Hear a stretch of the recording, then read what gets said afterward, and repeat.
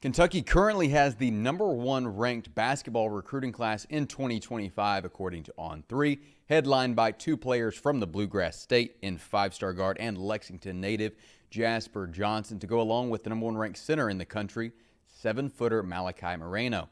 After landing two Kentucky born and bred players, new head coach Mark Pope now looks to land a prospect from outside the Commonwealth. Let's discuss a few of Kentucky targets and where things currently stand in their recruitments.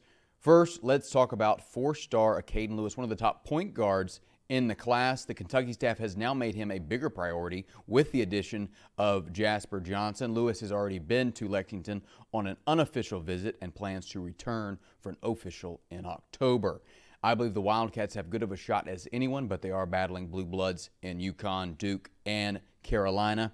Next up is four-star Braylon Mullins, one of the top shooters and a top 30 prospect in the country. This recruitment has now gotten a little bit more interesting with the addition of Jasper Johnson as the two played the same position. There was some smoke for Braylon and Kentucky, but now Braylon will now have to reevaluate, see if there's still enough opportunity in Lexington. They are battling schools like UConn, who I believe is the favorite, Indiana, UNC, and more.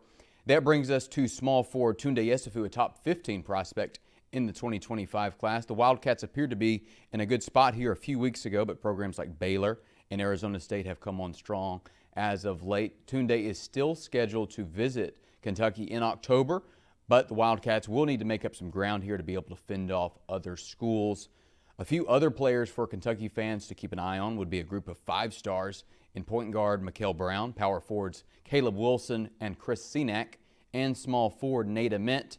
Pope and his staff are involved to varying degrees with each of these players, but it's so early in these particular recruitments, so they're likely months and months away from a decision. Please subscribe and stay tuned to On3 for all of your college basketball recruiting needs.